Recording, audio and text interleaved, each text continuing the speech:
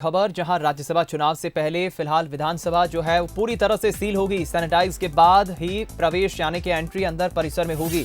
चुनाव की तैयारियां फिलहाल अंतिम चरणों में चल रही है। विधानसभा के बाहर डॉक्टरों की टीम तैनात की गई है। जांच के बाद ही विधायकों की एंट्री अंदर विधानसभा परिसर में होगी। और कुणाल चौधरी जो कि कल ही कोरोना संक्रमित पाए गए हैं, वो सबसे आखिरी में वोट डालेंगे। कुणाल चौधरी को विधायकों से दूर रखा जाएगा। राज्यसभा उम्मीदवार ज्योतिरादित्य सिंधिया के लिए अलग से व्यवस्था होगी। सिंधिया के आने की अभी कोई जानकारी नहीं है।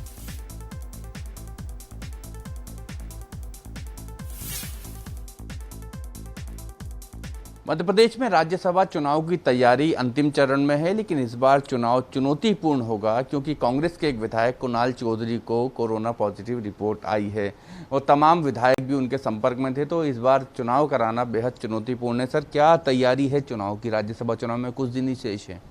देखिए, राज्यसभा चुनाव 19 तारीख को होना, जैसा हम सभी जानते हैं, और विधानसभा की तरफ से पूरी तैयारी है। चुनाव आयोग के निर्देशानुसार चुनाव संपन्न होगा।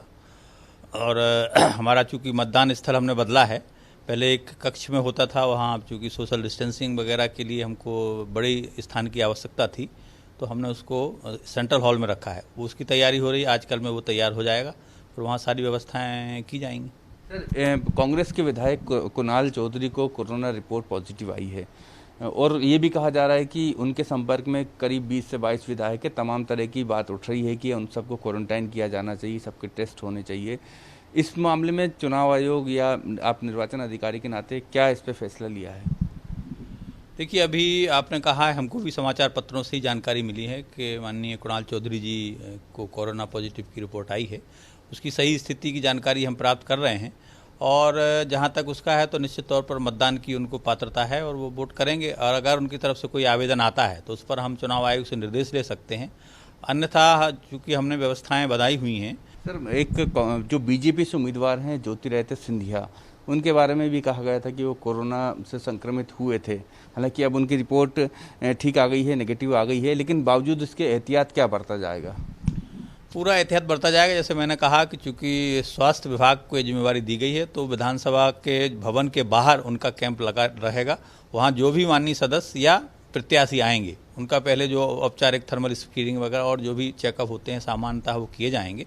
उनमें अगर कोई चीज़ ऐसी आती है तो उनको अलग स्थान पर बिठाया जाएगा और फिर जो भी आवश्यकता होगी, यदि बहुत ज़्यादा कोई है तो पीपी किट के माध्यम से वो आ सकते हैं।